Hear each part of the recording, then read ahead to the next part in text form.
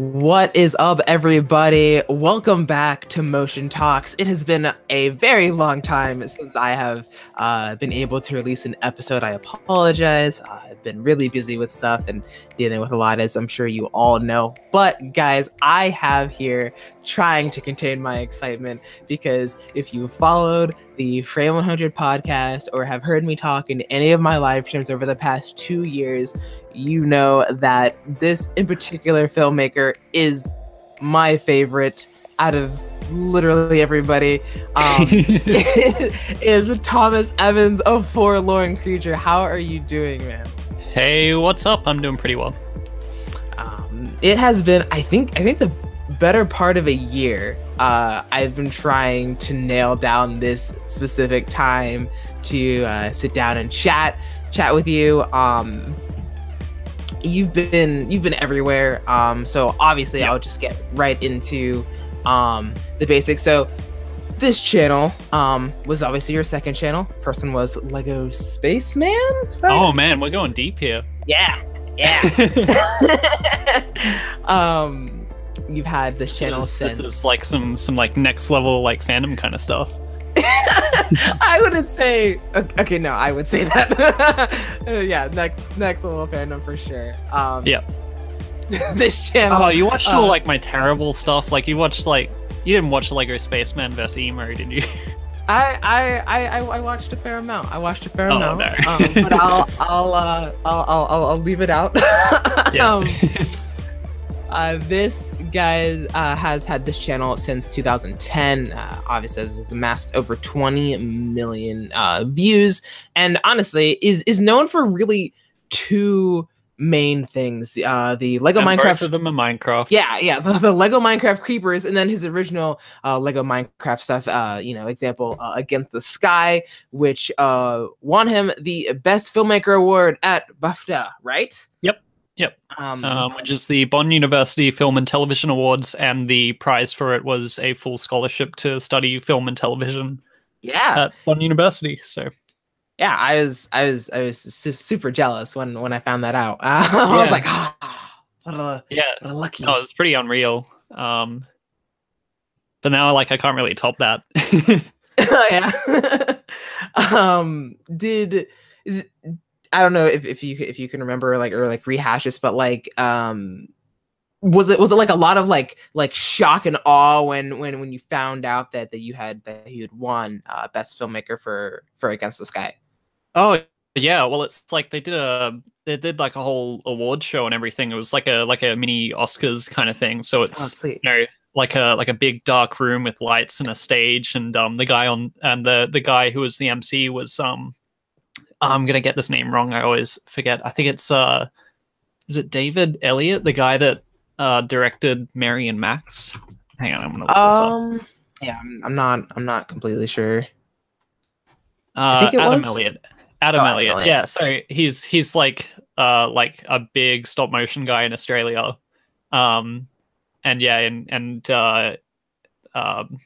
And he goes like, the winner is Thomas Evans. And then nice. I walked up on stage, and at that point I'd gotten a couple of awards that night. Like I think I got best cinematography and best sound editing. And so I went up there and I was just like, I had no more speech or anything. So I just went up and said like, holy shit. Nice. Yeah, because it's not a cheap degree either, so it was a pretty big moment.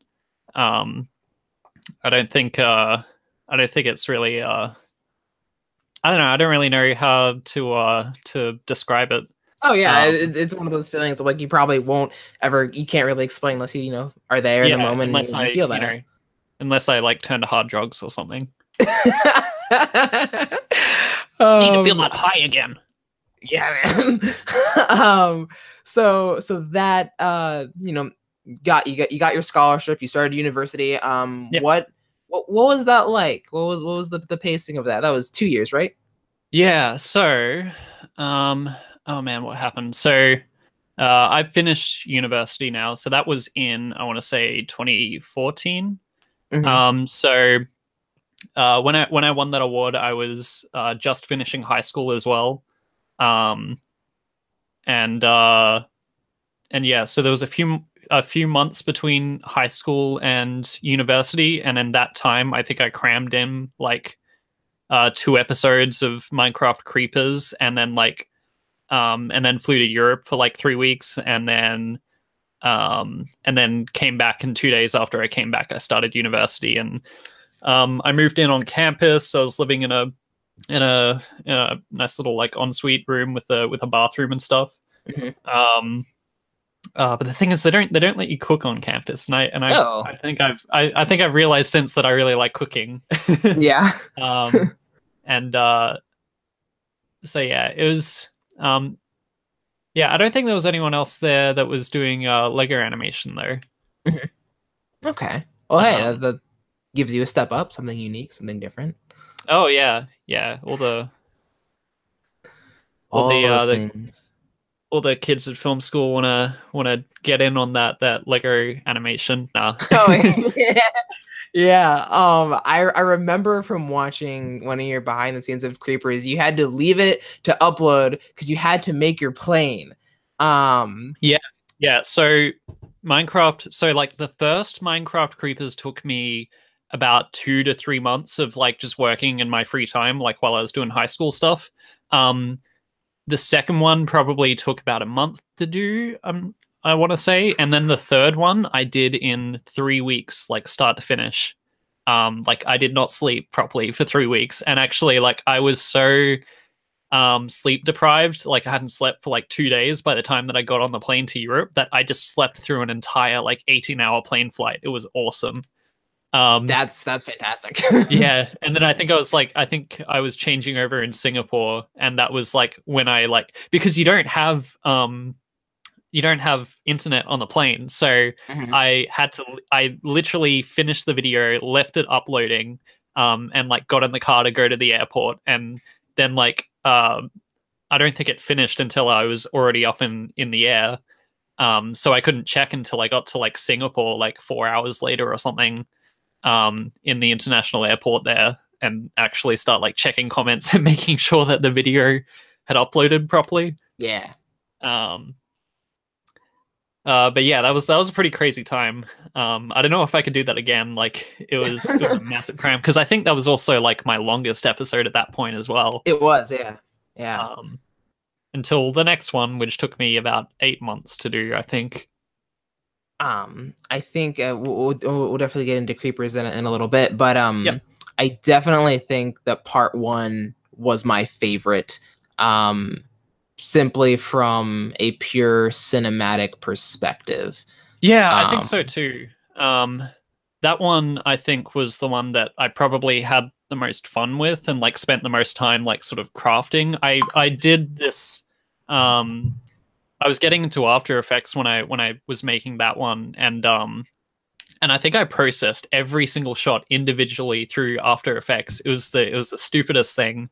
I had it like linked in from Premiere, so it didn't run properly in my timeline at all. Yeah. And I went through, and I think I read an article about vignetting in movies, how like there's just like really subtle vignettes that like draw your eyes into everything. So I decided that I wanted 2 layers of vignettes on every single shot. And if and for listeners who don't know what a vignette is, it's like basically like if you have a picture and you have sort of like the black corners that sort of blend out into it. I don't know how to describe it. Yeah. Pretty sure there's a Instagram filter with it on, or you can like edit that and put it in. Yeah, it just makes things look sort of like pop more in the middle. And then so what I'd do is I'd add one around the corners, and then I'd add a really subtle one, like 10% opacity or something, like on the character or the subject in the middle. So it kind of like, so they're like slightly brighter than everything else. Yeah. I don't know if you can even really like see it on YouTube, but like I spent so long doing that stuff. And also I think I did it in 4K as well for some reason. Yeah. Which like I've since realized is like totally not worth it on YouTube. Yeah, definitely. And yeah, my computer just like could not run it at the time. That was really painful. Like, what are you doing to me? So much stuff rendering through me. Yeah. No, there was, and I think I had a lot of frustration with part 3. I think I spent like 3 days just trying to get it to render because it wouldn't work properly. All sorts of technical problems, especially when I was on like a clock because I had to get on a plane to Europe. Yeah. That it was I forgot. For me, and just for listeners and for you. So like I don't know if you get this a lot, but like so I've the animators that I grew up watching, or Forest Fire. Actually I started my channel in 2009, and I started uploading videos because of Forest Fire, and then I found the Four Monkeys, and I found Zach MG, and Nick Duran, who those are two of my like all-time favorites. Definitely got so much done, or so much. Drew a lot from them, learned a lot too. Yeah, well, I think Forrest was his videos were the ones that got me into animation. Like I think it was specifically his Lego Star Wars stuff. Like I think it was when the stormtroopers killed Darth Vader video. I remember that one specifically. Was one that kind of piqued my interest because it was just like so simple and seemed like really doable, and it's like I want to do stuff like that. And then I think I when I started I was using Windows Movie Maker. There was there was like a how-to tutorial on the internet, which was like you can only make frames playback at 0.125 of a second in Movie Maker, which is like 8 frames a second. But if you drop the double speed modifier on it, it speeds it up, so it's about 15 frames a second. So yeah, but Windows Movie Maker just like crashes if you put too many pictures into it. It's an awful program. But yeah, that's what it was like back then. And yeah, Four Monkeys are great too. I did a podcast with them a couple of years back. I listened to it. Yeah, no, they're lovely people. Yeah, no, some of my favorites. I was gonna have Big Monkey voice in a big stop motion project that I was working on a year or two ago, and ended up scrapping it for purposes. But so yeah, and then I learned from Zach, not so much Forrest, but like Nick Duran and Zach Messias really brought me in because of their cinematic feel. Now Forrest didn't really get into his cinematics until later on. He was but now he's like he makes incredible stuff. So growing up it was Zach Messias and Nick Duran, and I know how, especially back in the day, it was super easy to just I don't want to say copy, but like it was really easy to kind of mimic what someone else was doing, and then kind of upload it. Obviously not call it your own, but like I got my style of animation from watching them over and over and over again. Fancy Pants is a third that I really latched onto as far as learning a bunch. Yeah, Fancy Pants was I think he was his video about ease in, ease out, and running cycles was probably like one of the biggest steps that I took in animation, because ease in and ease out is like such a great like sort of beginner principle of animation to learn, and like I just never thought about it before I watched that. And yeah, I think his videos are ones that like I actually downloaded to my computer so I could watch them back in slow-mo or offline when I was away and stuff. But yeah, no, Fancy Pants is I think he's a big part of like how my animation style developed as well. Yeah, for sure. And I think it's kind of cool because like as I'm sure you've seen it, and people who have been animating for at least like the past decade can kind of see the different animators and their style in other people's films, just because of, oh hey, because Fancy Pants' tutorial is huge, especially the ease in and ease out one. I watched that one as well, and that's how I started learning that method, and I still can't get it right sometimes. But no, I have such a huge like place in my heart for the people who came before me and a bunch of other people, because right now it's kind of funny, like the community has kind of gone full circle, and now, at least in my opinion, I feel like a majority of the more active people which are the younger kids, obviously, who are growing up and like watching you, watching me, watching Forlorn and everyone else, and they're kind of learning all these things too, and that's really fun for me to see, just to see how far people have come, and all the things that everyone can learn from each other. But nah, I gotta say though, like 2 years ago, at least 2 years ago, was when I discovered your channel again. I don't remember how you fell off the grid for me when I was younger. Well, I was younger and wasn't paying attention probably. But you have essentially been probably the biggest influence on my style over the past 2 years, just because I've always erred on the side of making very cinematic films. I was never a huge like comedy fan, especially when it came to brick films, which is essentially what a lot of people do now, which is fine. I don't care. Like, some of the stuff is funny. I wish I could do funny stuff, but like I just cannot write comedy. I try to do it, but like I just can't. And so when I saw Creepers Part 1, I was just like, well, this person is who I need to be when I grow up. So I just started. So I literally just started watching the videos over and over and over again. Every time a behind the scenes would come out, I would download it and I would just put it on repeat on Windows Media and just watch it.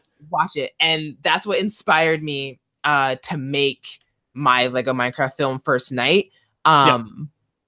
When you had explained how you did the kind of like the sunset scene and like the sun rising, I was like, yep, okay, I know what I'm gonna work on for 14 hours. This thing right now. Yeah, well, I mean, that's how long it takes for that kind of shot. That was remarkable. But so kind of backtracking a little bit to kind of your earlier days with your adventures of Lego Minecraft. How did that start? Because like I know like you obviously used other elements that weren't Lego to put this together, because at the time like Lego Minecraft wasn't a thing when you started. Well, I think that was one of those things where it was like I realized that no one else had done it at that point, and yeah, I guess the concept of adventures of Lego Minecraft was like just I just wanted to play around with like well, yeah, because actually, hang on, let me backtrack. At that point in time, the only Minecraft set that had come out was the like just what is it called? Like just the block of like grass and trees, and then like a bit of caves underneath. Oh no! The actual set was it First Night, or was it the crafting box? No, it's not the crafting box. Way before that. Yeah, that's what I thought. Okay. Yeah, like the micro like Minecraft model. Oh yeah. I don't remember what it's called. Yeah, but anyway, like so that came out, and I don't think anyone had really done any animation with it. I didn't really have much a huge amount of Lego at that point as well. But I did have like a big desk. So I was like, I want to do a story about like just this like lone guy like trying to survive on a desk. And I had a lot of plans for like bringing in more Lego stuff and like less like Minecraft stuff. Um, but I guess it just kind of changed over time as I did it. I didn't really like plan out the whole story properly. I just kind of ended up making it up a little bit as I went along. Like especially like I think the same thing happened with Creepers, where like I didn't really know what I was going to do with the last episode until like I got up to it.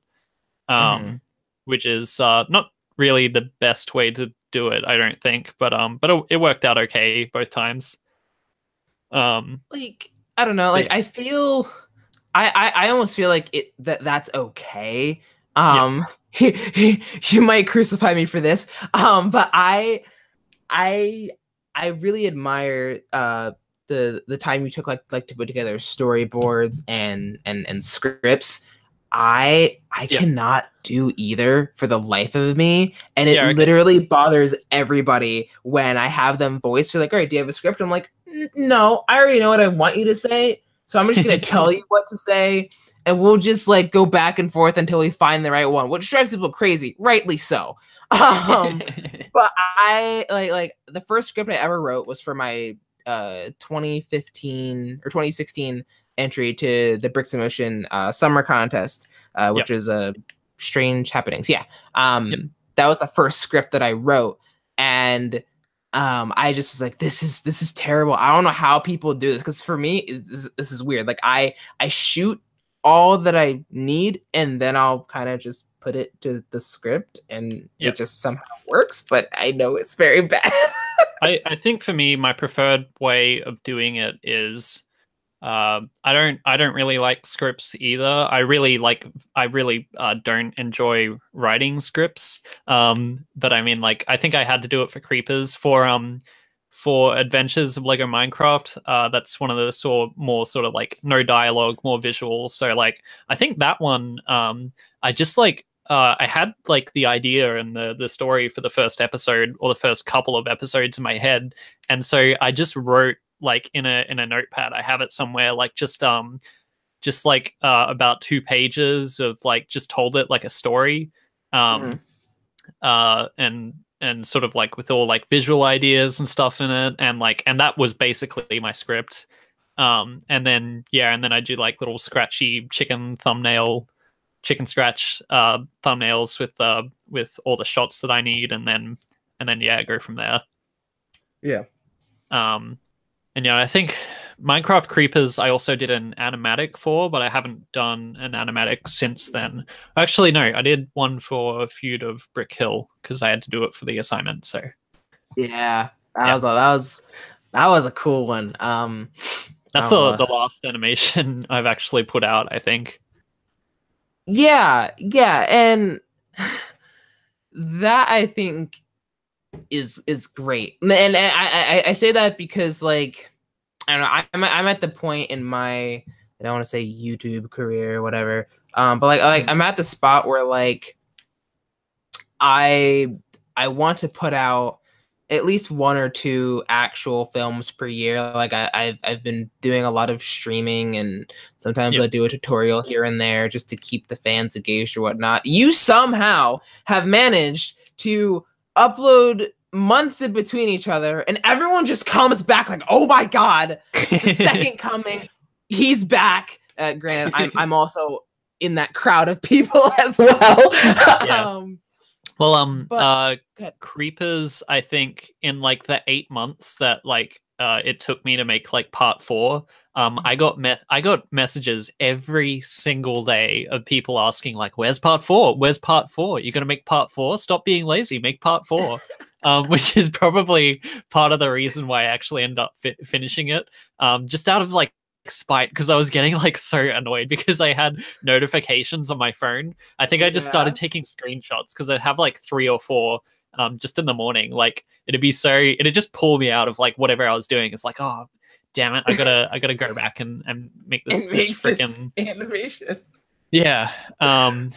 I mean, like people do that a bit, like asking for like part 5 and stuff now, but not nearly as much as they did with part 4. Which it was insane. it drove me nuts. I mean, you had a product out that really like kind of, in my opinion, uh, took the community by storm when it dropped. And I can.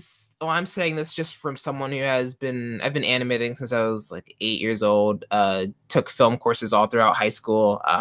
Unfortunately, didn't have what it takes to go on a college level. I think that was a good step. Maybe if I was gonna go to you know Brisbane and study at Bonn, I would feel a little bit more different about it. But American education. Yeah.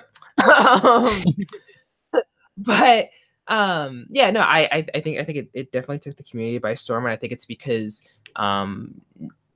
you look at things, whether it's 3D animation, CGI, and stuff like that. You look at that, and at least for me, I was like, wow, I would love to make something like that. And then Creepers Part 1 drops, and it's pretty much the exact same, in my opinion, like the exact same level of that high quality animation, story, cinematics, all of that. And yep. For me, I was just like, oh wow, I can actually do this with Lego, because Lego is obviously like my preferred medium.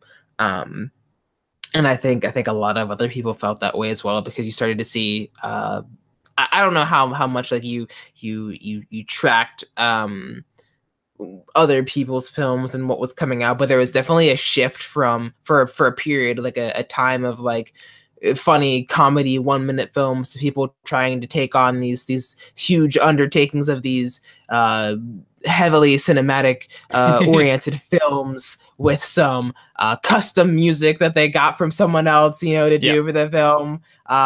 Everyone got bit by the creature bug for a bit. Which was a very nice time, because people's quality really improved for like 6 months. It was great.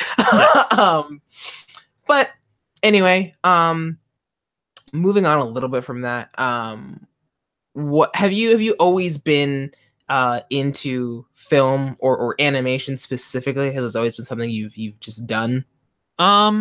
So yeah, I guess so. I've been animating since, I think I made my first YouTube channel when I was 12, on the same day that I like started making animations with like my point and shoot camera, like my little 6 megapixel camera and Windows Movie Maker.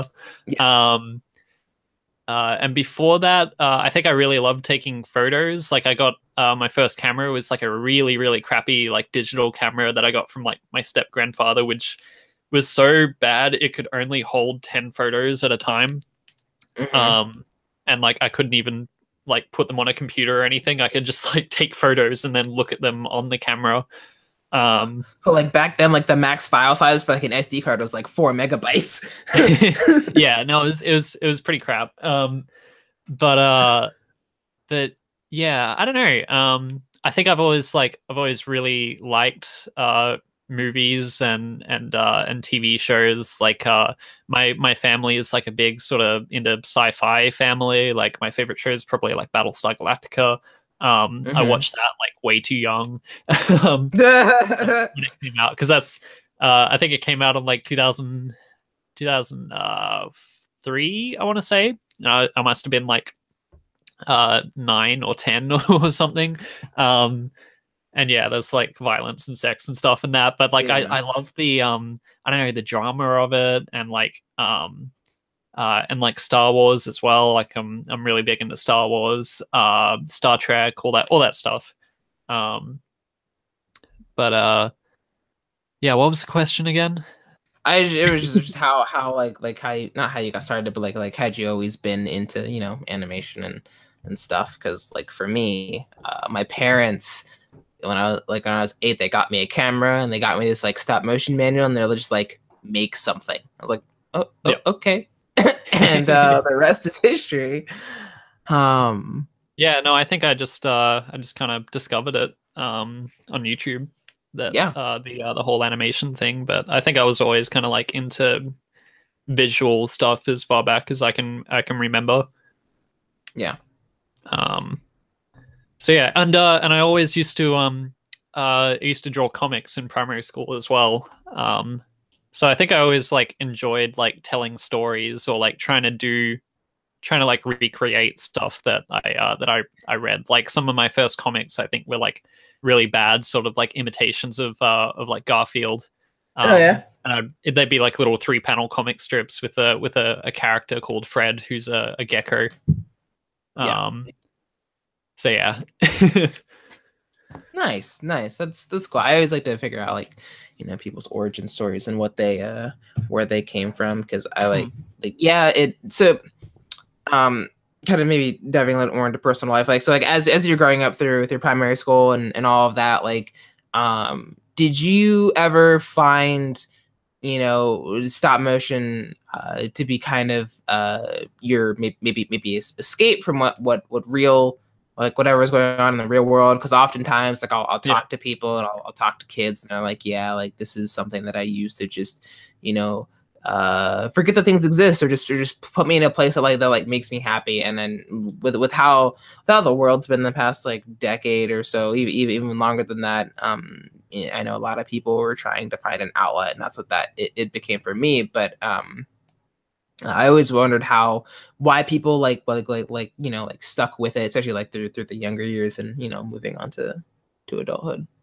Oh yeah, it's absolutely therapeutic. It's I think I also like kind of have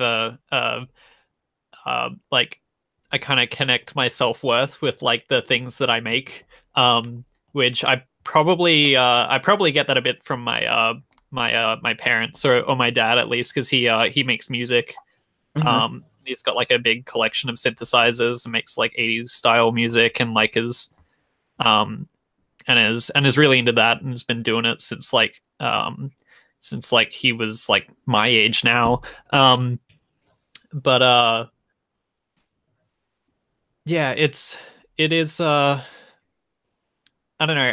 I haven't made any films for myself in like a year now, and like I'm definitely feeling it. Like it really sort of takes a toll on like my self-esteem, I guess. Yeah.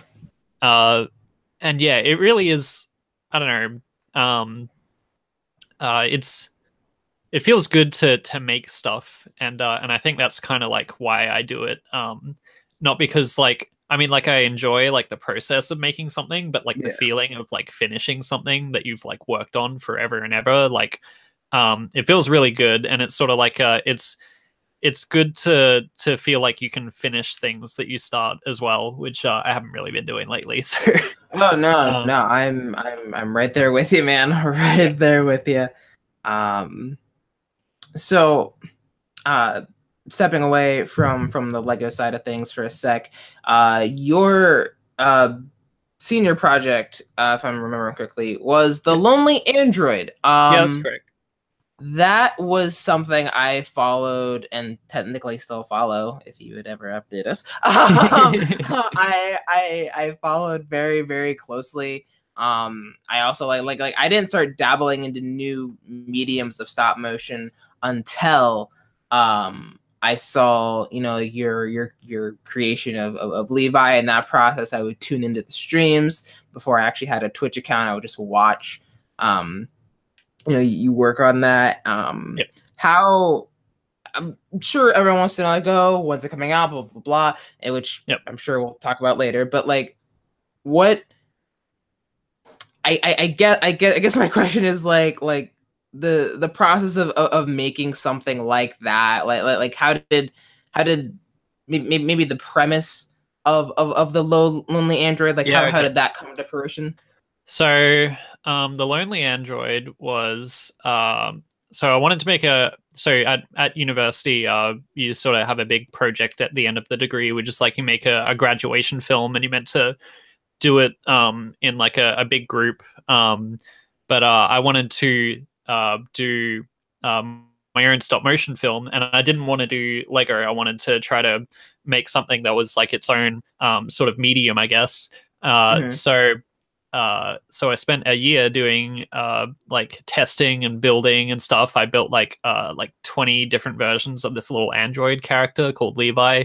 And Yeah, Levi was just like he was just like a little guy that I just kept drawing in my book over and over again, like during class and stuff. I just like draw him doing like different poses um and yeah, uh I guess what was he? I guess he ended up kind of being like a rip-off of like Wall-E from Pixar with his story, but he was basically like he was like the last android on like some kind of like scientific outpost. The story changed so many times. I have like 18 drafts of the scripts Mm-hmm. of the script. And yeah, and he's the last one. There's been some kind of like terrible thing that's happened where all the other androids have stopped working, but he's the only one that's still going around doing stuff. And it's about him trying to repair another android so that he can have a friend. And yeah, so that was the story of that. I worked on it. I had like a little extra room at university. I took over a room in the film labs and was doing animation tests and building it. I tried 3D printing him. I tried making him out of Sculpey, using wires and Yeah. like wire tubing and like blue tack and like all sorts of stuff to like build this character. And then like whenever it got to actually like starting to trying to shoot a scene, I built like a whole set, like a space hallway set, cut it Yeah. all out of foam core, I think, Yeah. and painted it all up. Uh, got my girlfriend to like paint all of the panels on it, give them like nice shading, and like I lit it and took a bunch of test photos. And then like when I actually got to do the animation, everything would just fall apart every single time. And I ended up trying to like really sort of sink my teeth on a project like 3 or 4 times before and like each time like stuff would just start going wrong, and then like I'd like go away from it for a couple of days and then I'd like come back. And like this went on for like maybe like 3 or 4 months where I was just in this limbo, like where I was trying to start this film but I just couldn't get it out, and I was having problems with the script as well, um like conflicting feedback and thoughts and like what it should be.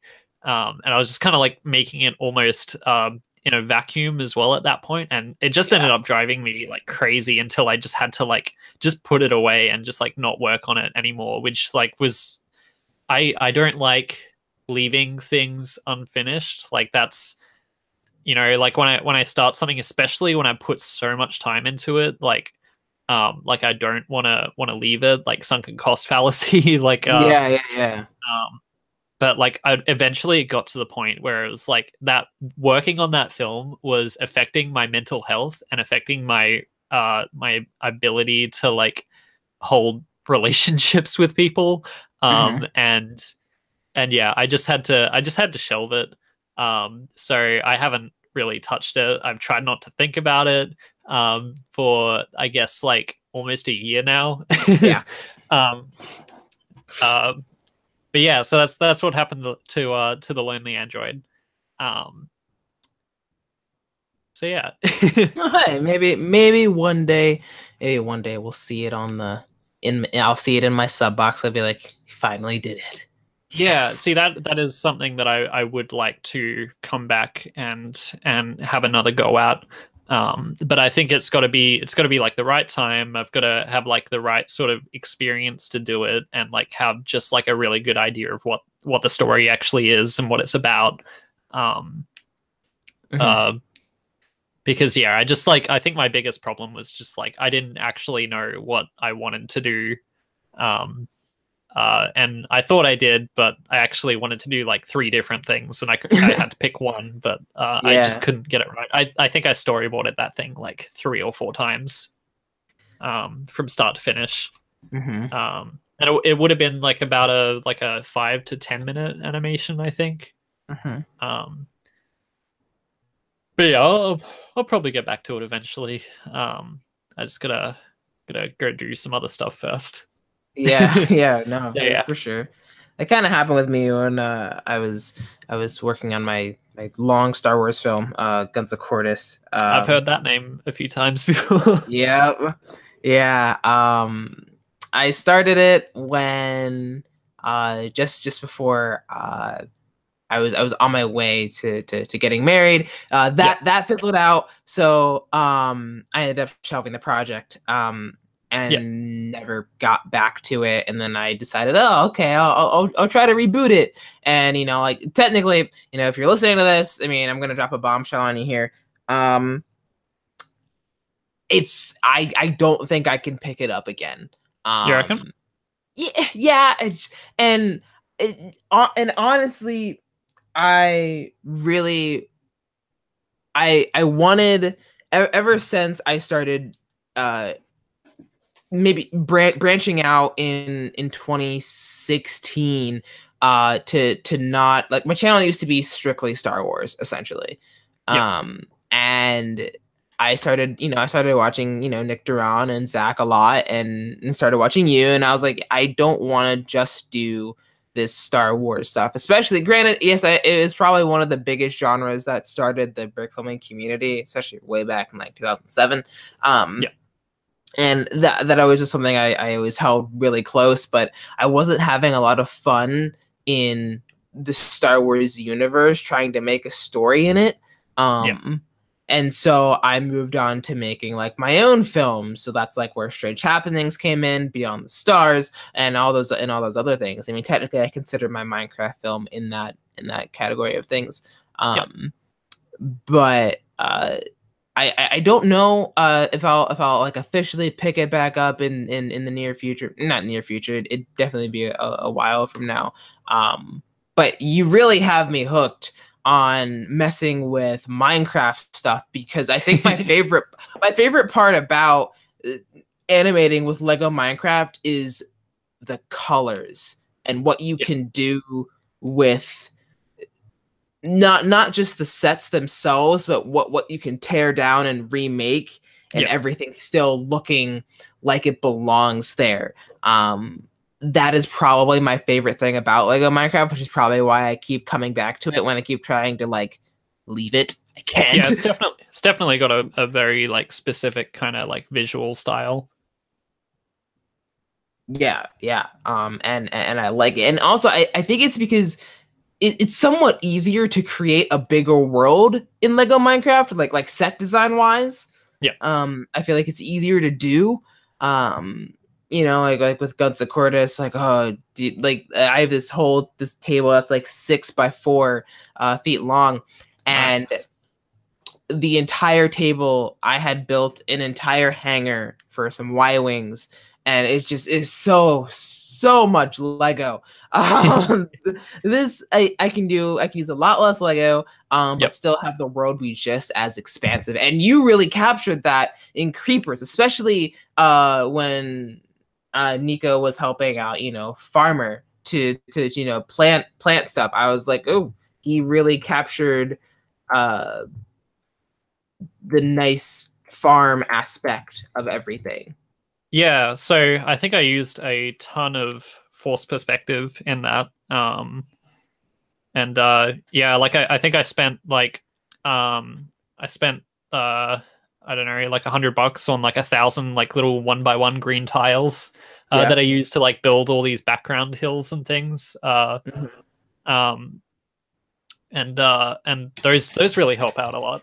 They make your set seem a lot bigger than they actually are. But yeah, a lot of it's just like camera trickery, and like I don't think I've got a huge desk. I've got a pretty big desk, but it's not a very deep one. I think sometimes I had to turn it like sideways and shoot down it like long ways so I can get more depth into the set, because it's like it's about like I want to say like 2 meters long, so that'd be about 6 feet long, but it's only like 2 and a bit feet deep. So it's all right. I would like a bigger desk though. Yeah, I think every animator's dream is need more space, and then you get that more space. You're like, I would like more space so I can do more things. I currently live by myself in this like tiny 1-bedroom, but it serves for what I need. I love living by myself. Well, I mean, I'm living in my bedroom at my parents' house at the moment. I'm actually putting in applications for apartments right now, because I've got a job and I and I can actually afford to rent now. Oh But yeah, you got like an overnight job? Oh yeah, it's crazy. I have an overnight dailies. I'm a dailies operator, which means that so there's a show shooting on the coast here. It's for Netflix. It's a comedy show with like a local Australian comedian guy. Yeah. Um and so they'll shoot during the day and then they hand off camera cards. They drive them down and drop them off at the studio, and then I stay up all night and process them and save them in like 8 different places and send off media to editorial in Sydney and all this stuff. Which is it's great in terms of like it's pretty like chill work and like right up my alley, like because I know about codecs and all that kind of stuff. Hmm. But the hours are crazy. Like I have like no social life at the moment. Because like I start at like 8 p.m. most nights, and then I'll finish at like 5 a.m. the next morning, and Yeah. and yeah, like go home and wake up at like 1 p.m. or 2 p.m. Like my sleep cycle is crazy. I actually I have a spreadsheet that like I sort of tally my hours on for like everything, Yeah. so I can kind of see how I'm going. Just out of interest, and like I can see my sleep is just all over the place for the past like 2 or 3 months that I've had this job. It's really bad. Oh no, dude, um I feel you, you know, like you gotta do what you gotta do. But that's a really cool opportunity. I would love for an opportunity, even if I wasn't like on set for anything Netflix related. Like I would love to just have that kind of opportunity. I live on the East Coast here, yeah, in the US, and the East Coast is not filmmaker friendly at all. yeah, The West Coast is where it's at. So maybe couple years down the road, I'd like to get out there and try some stuff. But at the same time, I really like living here in this apartment and making stop motions. I think I never went to school for animation because I didn't necessarily want it to become my job because I feared I would hate it. yeah, Um, so that's why I have a day job. I work 10-hour shifts and then I come home. yeah, And then I animate on the weekends and when I have free time. And I think that's right now that's a good place for me. yeah. Right now keeps things going. But Yeah. I'd like to do that more soon. But I mean, I'd like to be doing more animation right now, but I'm like so like I do freelance work as well, so I do yeah. freelance motion graphics, and I've also been doing animation work for Titan Pictures on his Little Toys channel, Hmm. um, just to help pay bills as well. Yeah. He's really good to work with. Um, uh, but yeah, so like I just like don't have time or like space to do animation at the moment, which is really frustrating because like I keep feeling like I want to do something, but I just like don't have the I literally just don't have the time at the moment, like especially now that I'm like looking for apartments, doing Yeah. inspections. Like Yeah. there'll be That's like 2 or 3 like social things that'll come up in every couple of weeks, and like they really throw me out of whack. And then I'll have like a particularly long shift at work. Like I had like a freaking 15-hour shift the other week, and finished at like 9 a.m. and like just slept all through the day. dude, um that's crazy. Hustle though. yeah. um but yeah, it's it's difficult to find balance. I think that's also like um when I stopped working on Lonely Android, I think that was also when I recognized that like I just really sort of like lost like a sense of balance in my life, and like in between like work and relationships and like just personal time, um and like you know like just staying healthy and like exercising and eating and actually like having space to I don't know, just be content. Because I was just so constantly just kind of like beating myself up about like animation stuff, and I just needed to take a break. And I think I'm a lot better now than I was then. um it's just been a very I mean, besides the sleep being crap.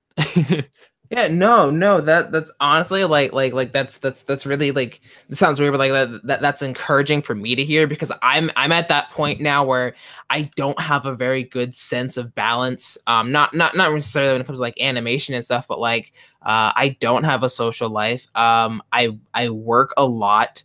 And when I'm home, I want to go back home. I want to play some video games or animate, and I haven't been making time for relationships, but and I don't know if that's something that's in the future for me. I'd like it to be. Obviously, can't have everything. But relationships, I feel like, just us as human beings, those are important, and animation will always be here when I'm able to pick it up. So like I'm currently in the spot of trying to find that balance. I really appreciated when you had like pin that tweet on Twitter about like, hey, due to mental health stuff, like I'm not working on things, and that was really helpful for me, because I felt like I had to pressure on myself to really release content, Yeah. XYZ here, and it just was like it got to the point where like I don't want to release content, and so I wasn't making things like for me, and so like over the past like 6-7 months, I've gotten time to look at myself and say, like, okay, like what makes Austin happy, what is going to make Austin happy. And obviously like no matter what, at the end of the day for me, like I have a pretty hectic life, and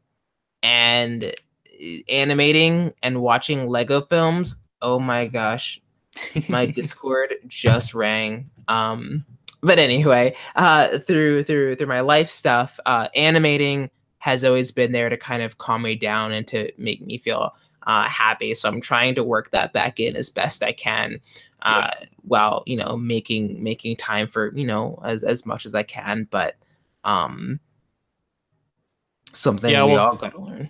Yeah, well, the thing with that was like, especially like, um, as much as like I really enjoyed making creepers, I think that was also sort of like a culmination of like this like really I want to say like toxic kind of mindset where it's like you just put so much pressure on yourself to get these things out. Like making part 3 in 3 weeks was like, that's just stupid. Like sacrificing like sleep and friends and like just eating properly, it's just not worth it, and you just burn out after a while. And that's what happened with Lonely Android, was I just burned out completely. And I've sort of been like recovering from that since. Like there was like a period of like and I'm still kind of coming out of it, of like where it's like I don't even know if like I want to do this anymore. Like can I do this anymore, and like trying to start and stop projects, and then like realizing, okay, like it's not quite, I'm not quite ready to get back to this yet. I tried getting into Creepers Volume 2. Like I had a whole like story outline. That was a little bit ago, right? You had tweeted about it, and I was like, yes. Yeah. So I think, see, I'm at a point now where it's like I'm still not sure what I want to do. Like I could do Creepers Volume 2, I could do some other Lego stuff. There's a big part of me that's like, I don't necessarily want to do any more Lego stuff, and I want to move into other mediums, just so I can kind of like establish like my own style. But then it's like, but I had such a good time like doing Lego. Like, do I want to do this as a hobby? Like, is my, like, as an end goal, like I'd like to be, like a showrunner for like an animated series or something, like basically what I did with Creepers, but on like a bigger scale, with like a team of people. But like how would I get to that? Like, should I keep doing like Lego animation stuff, or like, because that's something I've been thinking about a lot lately as well, is like the fact that like people outside of like brick films can't really like look at them or take them as seriously as like um as like any other medium that you would look at, just because of the fact that it's Lego. And I think I've developed a lot of insecurity about that as well. So like I'm trying to reconcile all this stuff, and like I still don't quite have time to start animating something, but like I want to make films of some kind. I just don't know which one I want to make. Like I've been getting into SCP a bit lately, and I've been watching there's a guy called Lord Bung in Australia who's doing an animated series called SCP Confinement. And it's like Rick and Morty style animation, but it's just like the one dude making it. Yeah. No, Rick and Morty's great. And yeah, so it's just kind of like I'm in a weird sort of I don't know, in between stage at the moment, and I like keep trying to break out and like start working on stuff, but like just like nothing's quite taken me yet, or quite like made me like get off my ass and actually like make something. That's like I would say like I'm in that spot too, because like I've been streaming like not almost every day, but a couple times a week, and I'm putting these like sets together, and I'm taking test images, and I'm just like I'm not feeling it. I would really love to do a series, not with the specific like old classic space sets, not the ones from like Fruit on Brick Hill, maybe like a little bit newer than that. I would love to make like a classic Lego like space series, like space stations and all that stuff.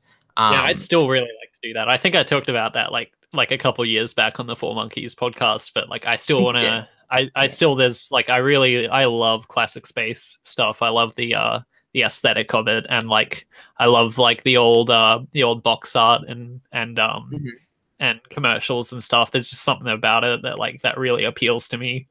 Maybe we'll have to maybe team up in the future, compare notes. I swear it's on my bucket list right now. It's collab in some way with Tom Evans. It's literally on my bucket list. Yeah, maybe we can do some voice acting stuff at some point. Maybe. We got some feedback on storyboard stuff or something. Yeah, no, and anything is great for me. Yeah. Anyway, yeah, like in regards to Creepers Volume 2, because I know there's a lot of people that like would like to see that. I think personally I'm still like I have got a story that I think would be pretty good.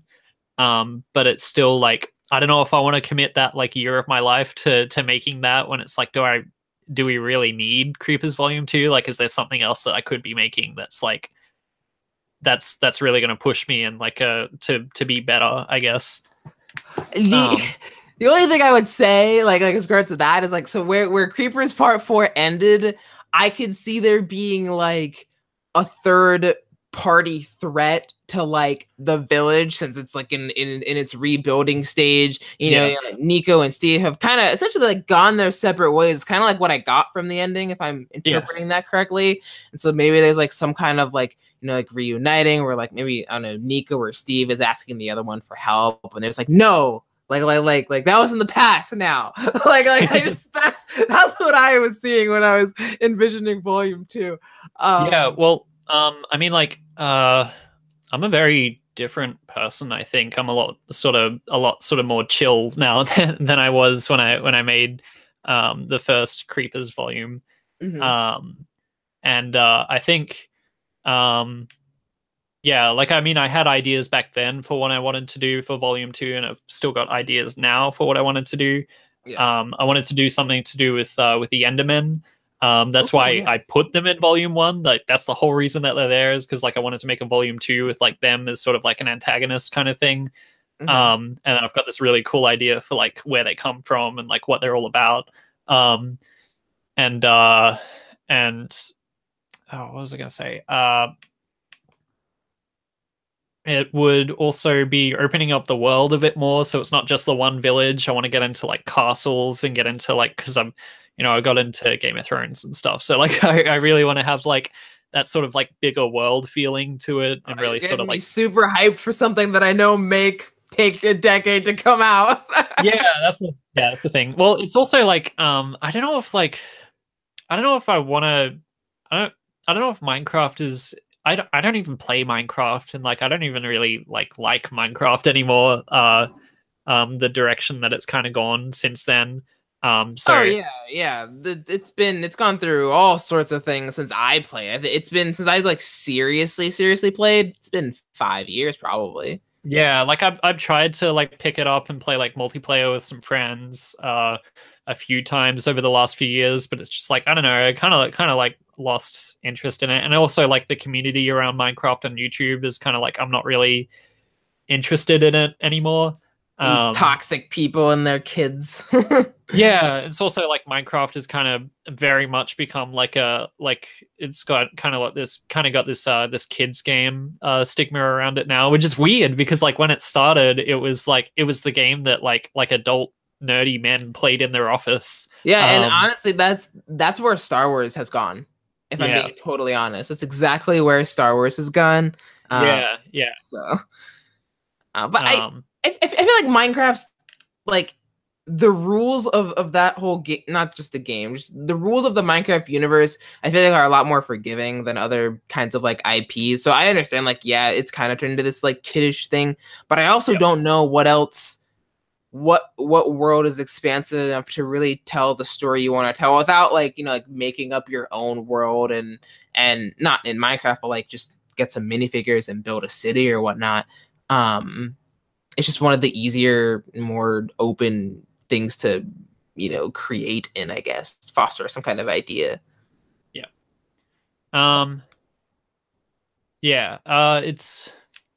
It's good. I think when I made Creepers, I didn't really try to make it about like making a Minecraft animation. I just focused on a story and it just happened to be set in Minecraft. Like that's a good way to look at it. Yeah. Like I took a few things from Minecraft, like the idea of like you know, like what creepers are and like what humans are in this universe. But besides that, it's like, and I think that's part of like why it kind of works for people is that it doesn't rely on knowledge of what Minecraft is for it to work.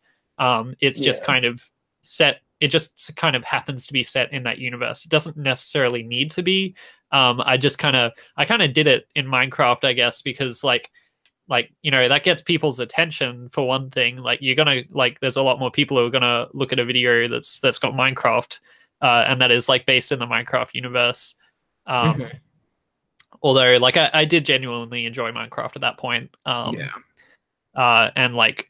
was really into the universe of it. And you know I got like inspired by like reading like really crappy like fan fiction and stuff. Like I think Creepers, I got kind of took the idea a bit from a fan fiction I read, which was like called The Diary of a Creeper, which is like just this awful, kind of dodgily written, but like I don't know. I really love like survival stories, and it was like a story about it was like the diary of this creeper, and he's just talking about like his day-to-day life, and then like he unites all of the mobs, and like they have like their own little village, and like he kind of and yeah, like the I can't actually remember what, but that's the basics of it. Is like just this creeper's kind of like diary.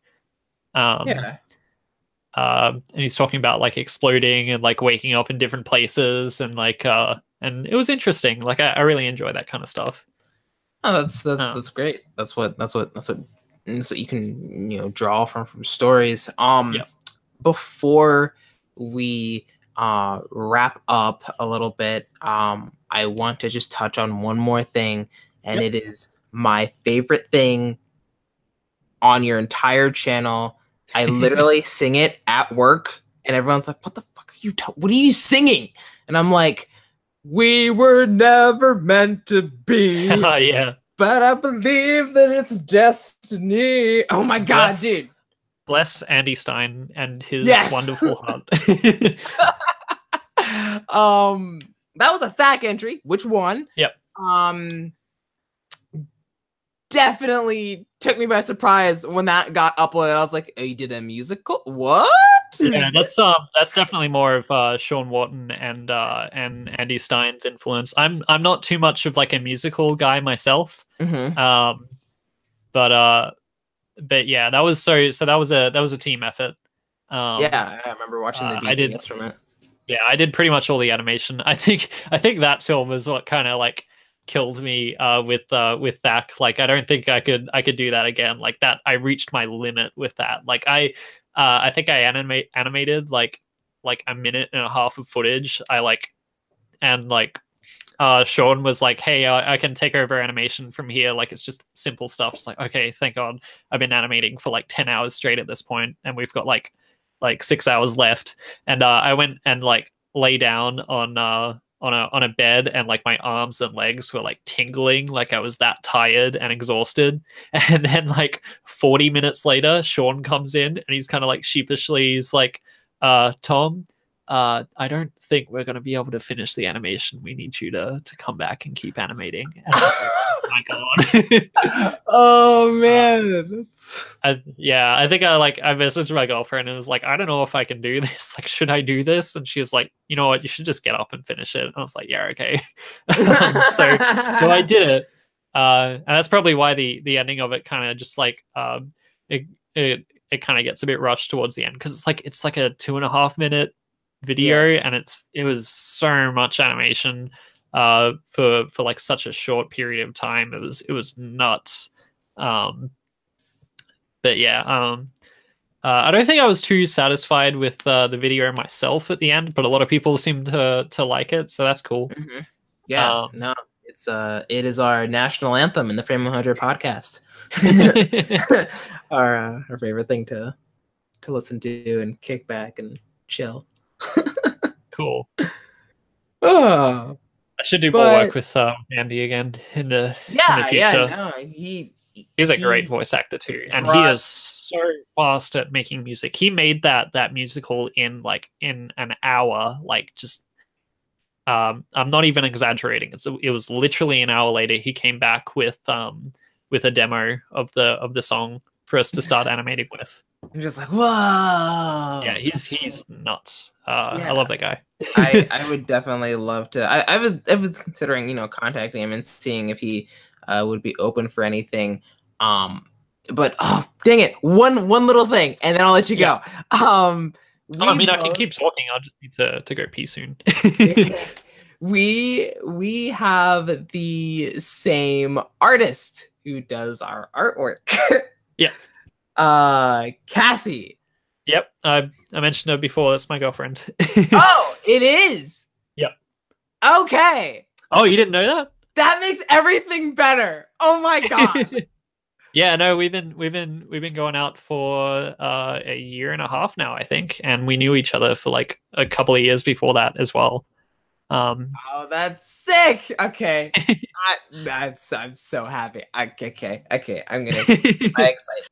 Sweet. Yeah, I'll let you know. She's starting a new job soon, so that's probably why she's going to be taking on less work. But yeah, she got snowed in with a bunch of commissions a couple of weeks back, and so yeah, she just had so many that she needed to finish that she just had to close it off. Yeah, I figured, but no, she's great. She's great. Yeah, no, Cassie, which is FPS Frisco on Twitter. She does so she does like Twitch emotes and illustration and painting and stuff, and the occasional logo. She's done. She did like my channel logo, and she's done a bunch. She did a bunch of concept art for the Lonely Android as well. Yeah, she's lovely, and yeah, she's good. She's done a few like profile pics and banners and things for you, hasn't she? Yeah.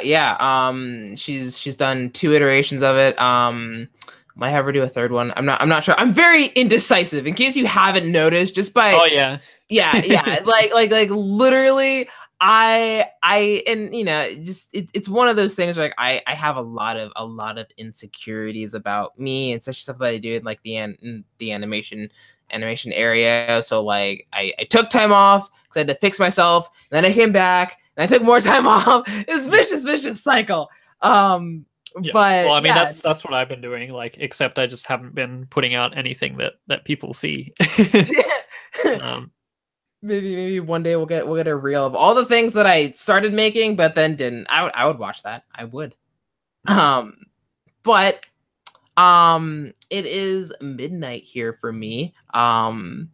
But this definitely was worth the time, at least for me. I hope it was worth your time as well.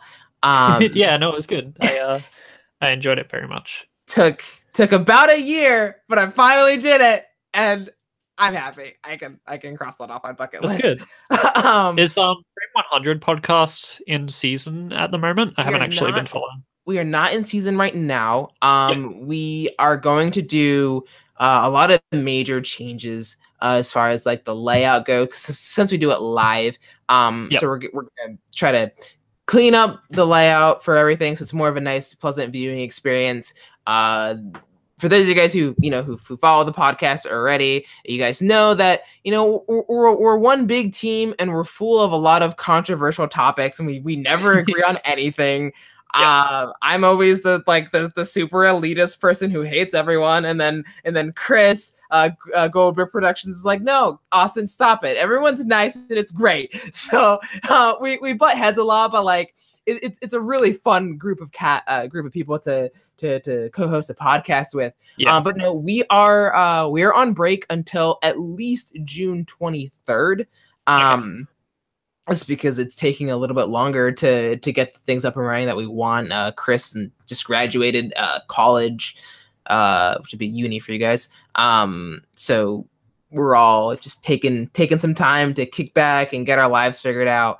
But maybe we were talking about it earlier tonight. We're like, okay, so if we ever wanted Forlorn to come on, we would have to do an episode at like 4 a.m. or something like that. Not necessarily, because like my sleep cycle is so stuffed up at the moment that like I can adjust for like whatever time. So hang on. So are you guys you're on East Coast, so you'd be like 13, 14 hours behind me, I think. Like I could probably for you right now. Now it is 2 p.m. Oh yeah, okay, yeah, you're 14 hours. We should probably cut this part out of the recording, but hang on, I'll try to work it out. 2 p.m. now, midnight there. What's the time that you guys normally record? We record at 4 p.m. Eastern. Okay, so that is... when is that? That is... So you're midnight, so that would be -8. So that would be 6 a.m. for me. Oh, okay. So if you guys did an early one at say noon, I could probably do that. Okay. Because that would be what would that be? That would be like 2 a.m. for me, which is fine. So so if you guys do like a few hours earlier, I can probably do it. Or if you do it like a few hours later as well, depending on what my sleep cycle is like during the week. I'll have to eyeball it. But anyway, let me know when you get back on that stuff. I wouldn't mind jumping back onto the podcast sometimes. I have listened to a little bit. It's mainly because someone said that you kept talking about me on the podcast. Just because all my examples. Oh yeah, for sure. Like all my examples, I'm just like, okay, so Forlorn does this and it's amazing, so you all should do it. And literally everyone's like, Austin, stop it. I'm like, no, it's amazing. You need to see it like now. But no, I will always wave the Forlorn flag pretty freaking hard. But well, hopefully I should I'll come back and make some animations sometime. Hopefully once I get this apartment sorted out and I move out and have some actual space that isn't like a cramped bedroom. I might start getting back to putting things on my YouTube channel, because I would like to do it. I just got to figure out. I've got like 3 or 4 things that I would like to do. I just got to figure out which one I actually do. All right. So, yeah. Well, dude, Thomas, thank you so much for joining me here today on Motion Talks. I hope everyone here is listening. I will obviously put all the links to where you can find him and his work in the description. And I hopefully will be able to have him on Family 100 podcast. We'll obviously have to figure that out as time goes on, but Thomas, it's been great. I cannot wait to see what you do. Good luck on all of your future endeavors and all of that stuff. Thank you so much. Sweet. Thank you very much, Austin. See you guys next time for another episode of Motion Talks, which will be who knows when. Thanks, guys.